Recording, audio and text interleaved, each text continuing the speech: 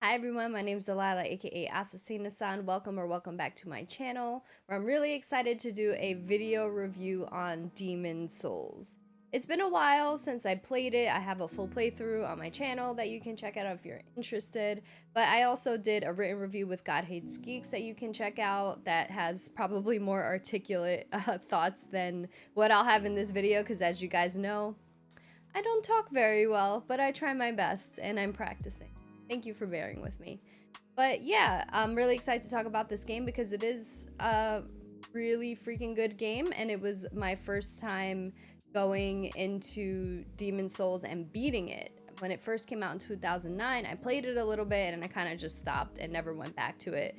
And then it was hard to go back to it after playing games like Dark Souls and Bloodborne and Sekiro, because those games just were so much further ahead and more polished than Demon Souls that I had to really be picky about going back to it. So thankfully, Bluepoint remade Demon Souls for me to play, and it's probably the best looking Souls game to date because of all the graphical updates that they included. So here I was, impatiently waiting for Elden Ring, hoping that we would hear more about that game.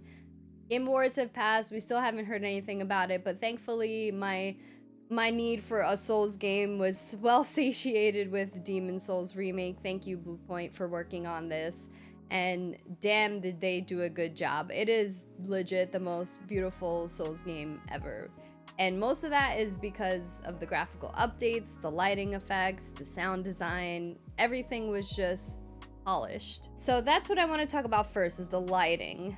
Souls games are already scary when it comes to this stuff, because you'll always have an enemy ready to attack you from around a corner, or that'll pop out from like a dark corridor that you didn't expect and probably one-shot you, so that you'll have to start all the way from the beginning of the checkpoint. In this game, the lighting is so good that there's gonna be so many passageways where you can't see shit except for like a really dim lantern or a torch or something really low light. It was already scary knowing that an enemy could just pop out at you at any moment, but then having these really accurate lighting effects just makes it even more scary, because you can't freaking see it if the lighting is low.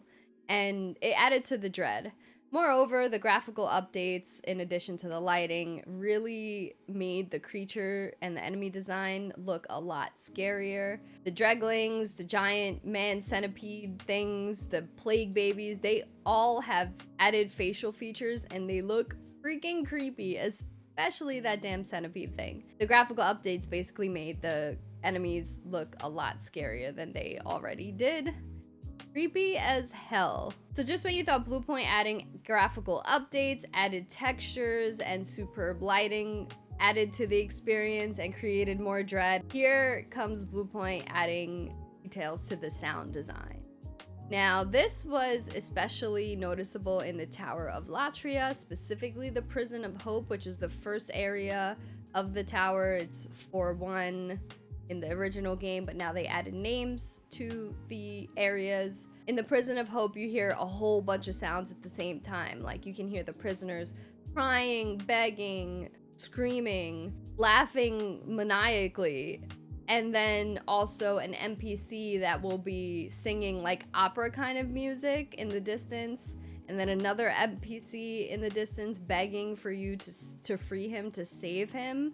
And you hear that all at the same time, and as you get closer to the singing NPC and the begging NPC, you hear the sound increase as you get closer, which makes sense. It doesn't sound like anything superb, but as you're going through the level and you're hearing all these other sounds, it just really makes that level extremely scary. The whole Tower of Latria honestly just felt like a horror game because of how good the sound design was and how dark and eerie it was. So before I go too deep into the Tower of Latria, which I will because I love it, it's probably my favorite level in the game, I do want to talk about level design in this game. So you start in a main hub area called the Nexus. In the Nexus, you have 5 different worlds, and you can approach either of these worlds at any order that you wish. It's kind of like Mega Man X in that way, where if you go in the world and you're like, no, this shit is too hard, or I'm not ready for this, I want to try something else, you can just leave and go to another world.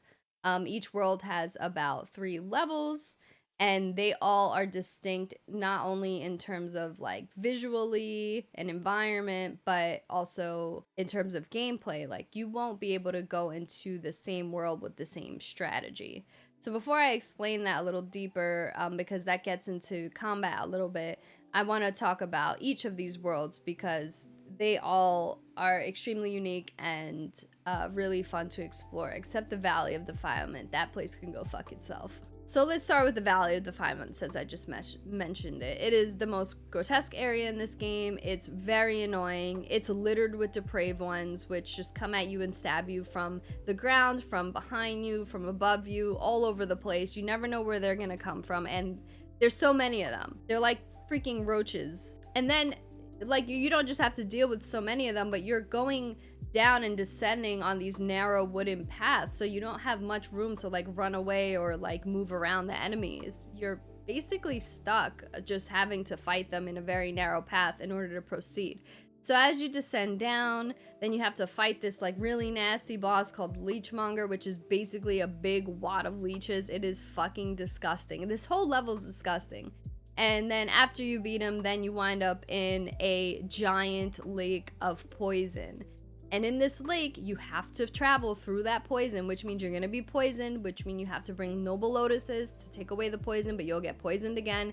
And you have enemies coming at you. Not as many as you did descending down, or that you will later on in the level, but there was still enough enemies. And it didn't help if you had to take off your cling ring, which gave you extra health, in order to put on a solder ring so that you can walk in the pool. Because if you go in that level without the solder ring, either because you didn't find it or you just didn't know to do that, then you're walking through the level extremely slow, which makes fighting harder, which makes walking harder. It makes the level pretty much impossible. It's a real problem. This level fucking sucks. And then finally, when you finish with that pool of poison and you got through, you wasted a bunch of noble lotuses, then there's like this encampment full of 10 times more depraved ones than there were when you were descending down the area. And they are ravenous. They're all coming at you. They're stabbing you non-stop. They hurt a lot, especially on New Game Plus. And they're in this really claustrophobic encampment where it's like all these wooden pillars, like that it's kind of like a maze to get through because it's so narrow, and there's depraved ones everywhere, and it's just a real pain in the ass. And then when you think you're done, when you think, okay, it can't get worse than this, then it does. And I promise I won't talk about any other area more than this. And honestly, this is more of a review of the level design of the original Demon Souls from Software than it is of the Bluepoint remake. But I think the remake definitely made the elements of the original game a lot more apparent. And so when you think you're done with the pool, you go and you have to descend even further down. I mean, it's called the Valley of Defilement. It's a chasm that goes all the way deep down into the ground. Then you finally reach a pool of plague. It's like blood. There's plague babies in it that pop out of the water. And the plague takes away your health more than the poison, like faster than the poison. You're basically dealing with non-stop health decreasing in this entire level. And it only gets worse as you go, and then that's where you fight the last boss of that area. My favorite level, hands down, is the Tower of Latria. You start in a prison. It's full of Iron Maidens and enfeebled prisoners and magic users that look like Cthulhu, and you have to descend deep into the prison all the way to the bottom, where I feel like they had the worst prisoners because the prisons were more narrow. It was really cool design. And then when you finally exit the prison, then there's this giant church, and then you ascend up a tower that has like this beautiful moon overlooking it, and then you have to deal with a bunch of gargoyles that are like swarming around the moon and stuff like that. It's really cool. The gargoyles kind of look like Ryuk from Death Note, at least the way their bodies are shaped. So you go all the way up that tower to then have to go into like a caged elevator, which is prominent in the Souls games, and it brings you all the way down, all the way to the ground of that level. I love the level design. And as you go down to the lowest level, then you're there in a pool of like gook, and it doesn't make you walk slow though. It's not annoying like the other level, but it's full of these creatures called giant man centipedes, and they are the creepiest creatures in the game. The sounds that they make, it sounds like a man and a baby and a creature and a demon all at the same time. I can't even explain it, but I do recommend you play this game with headphones because the sound is so good. And then finally, when you make it all the way down and you explore that disgusting area that isn't nearly as annoying as the poison pool in the Valley of Defilement, then you have to go all the way up the tower to the very top to fight the area boss. So I thought that area was really cool, really dark, really gothic, totally up my alley.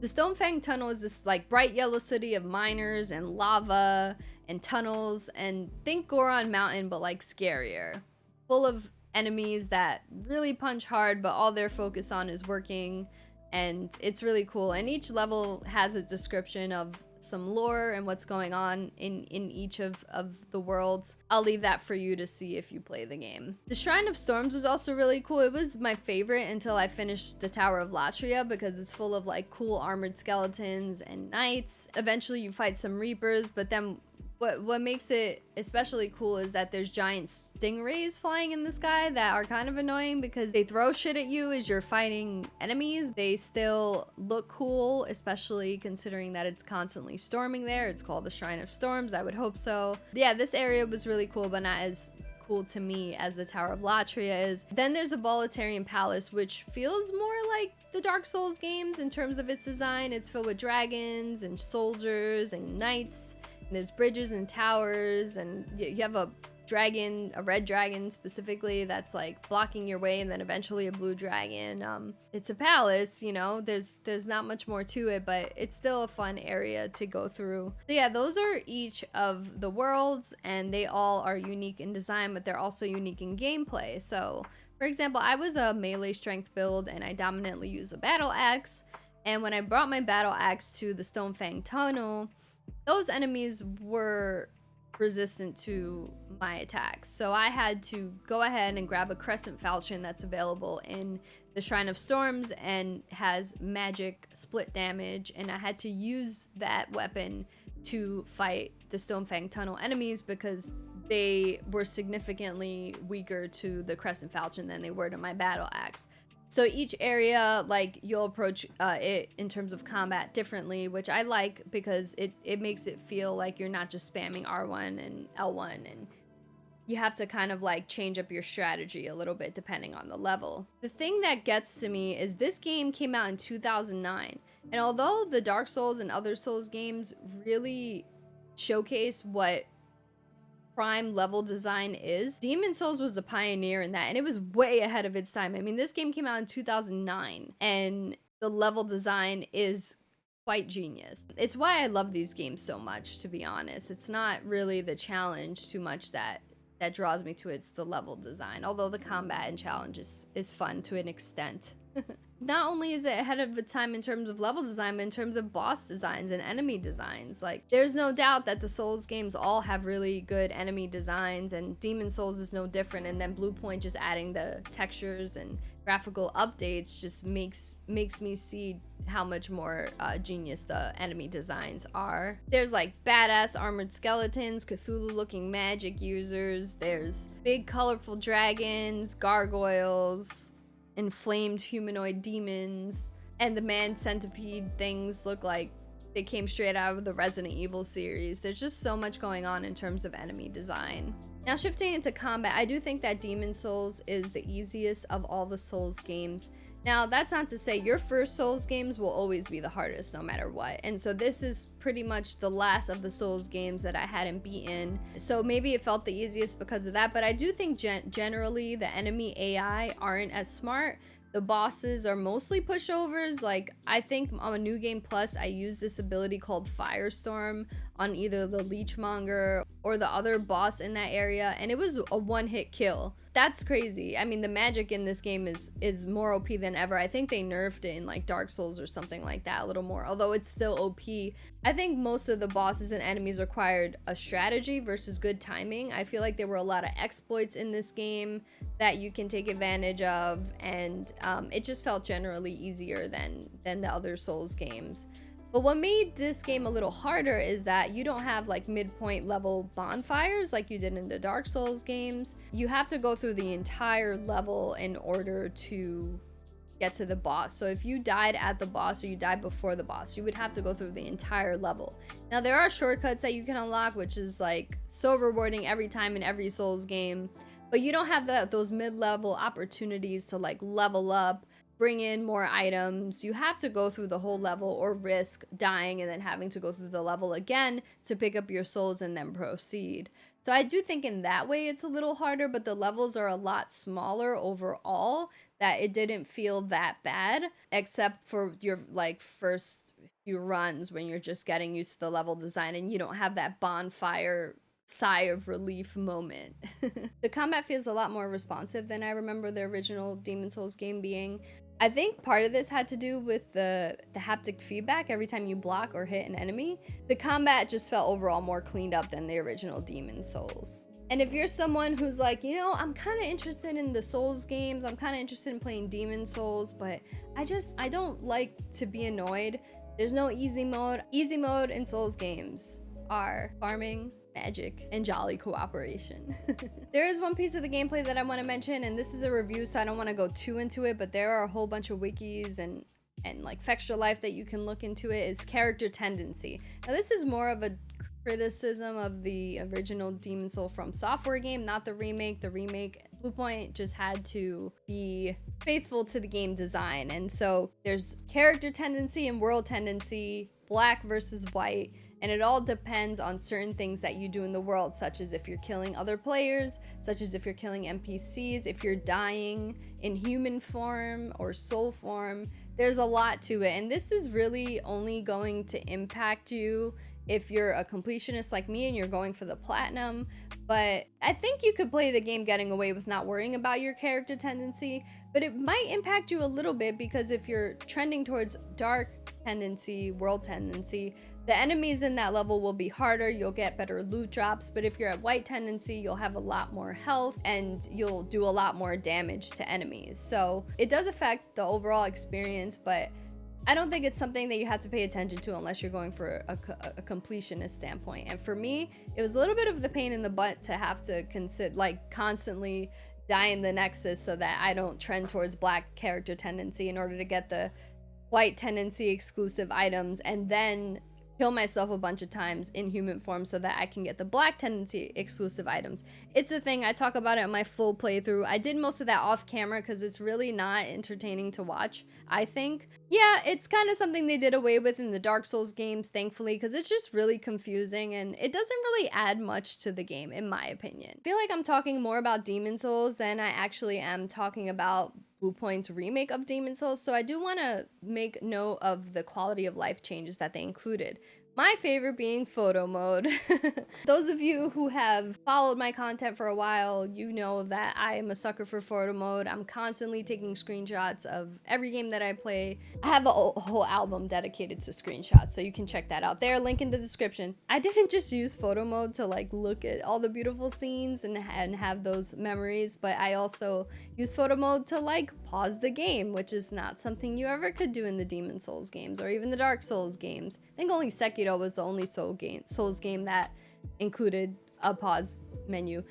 That is, of course, if you're playing offline, because someone could just come into your world and kill you if you're in photo mode as a pause, but that only happens if you're in human form and if you're online, so that's the thing. I also use photo mode to like peek over corners sometimes, especially when I was in the Prison of Hope and I wanted to see if there was the mind flayers around the corner, so I would use it strategically. It was clever or cheesy, I don't know, you tell me, let me know in the comments.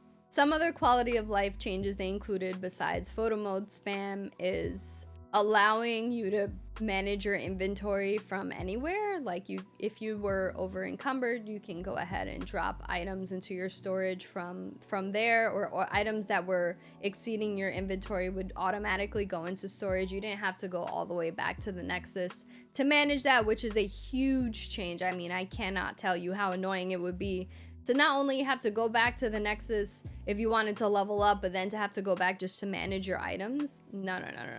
Not good. So I'm glad that Bluepoint included that. There were a lot more inventory slots in the menu. You were able to see if your weapon durability was going down because they had a bar next to each weapon so that you knew whether you needed to go back to the Nexus and repair. And you can also warp to places without always having to go back to the Nexus. So just some really good quality of life things that I think made the game a lot more, especially the inventory stuff, a lot more enjoyable. Demon's Souls is just now a part of the arsenal of games that they have remade, such as Shadow of Colossus and the Uncharted Nathan Drake collection. This is just another example of how good Bluepoint is at remaking games. They really put love and care into these remakes, and you can tell that they're not only fans, but they're really good at what they do.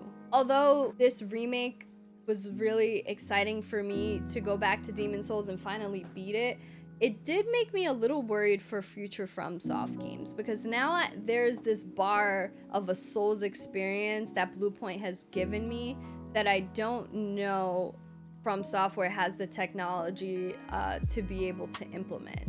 For example, I'm thinking of Elden Ring. Is it gonna look as good? Even Sekiro, in comparison to the Demon's Souls remake, wasn't as good looking. I mean, it had beautiful sceneries, of course. I mean, I think all the Souls games do in some way, shape, or form. But that graphical fidelity and that dynamic lighting is something that I feel like I'm gonna be looking forward to in these games that I might not get unless Bluepoint decides to remake all of them, which I wouldn't be opposed to. I worry that Elden Ring is gonna feel like a lesser Souls experience than Demon's Souls because of how good of a job Bluepoint did with this game. Hopefully not. I'm hopeful that FromSoftware will look at this and see the positive reception and kind of figure out ways that they could make future Souls games look as good as Demon's Souls. It's honestly one of the better looking games of current gen meaning PS5, Xbox One. But we still have a whole generation ahead of us to make that determination. I really love this game, even though it felt like easier and I was able to finish it on New Game Plus in like 2 sittings. And it overall, I feel like, is not the best Souls game as a whole. Bluepoint somehow managed to make it an experience that's like on par with the other Souls games. I just really loved Demon's Souls. I had a great time with it. Let me know what you guys think of Demon's Souls, if you agree with me, disagree with me, if there's any points about the game that I missed that I maybe could have made mention of. I think if you're new to the Souls series, Demon's Souls is definitely a good start, especially the remake, like specifically the remake, because of the quality of life changes. And I'm really glad that Bluepoint's put so much heart into this remake. So thank you guys for listening to me ramble about Demon's Souls. After this video, I do plan on releasing my top 10 games of 2020 and also a reflection of 2019. So look forward to that video. And then just some more Cyberpunk streaming on twitch.tv/assassina_san. Links in the description. And yeah, we'll just be doing that to close off 2020, and then we'll see what 2021 has in store for us. So I look forward to it. Thank you so much for watching this, and let me know what you think. Take care, guys.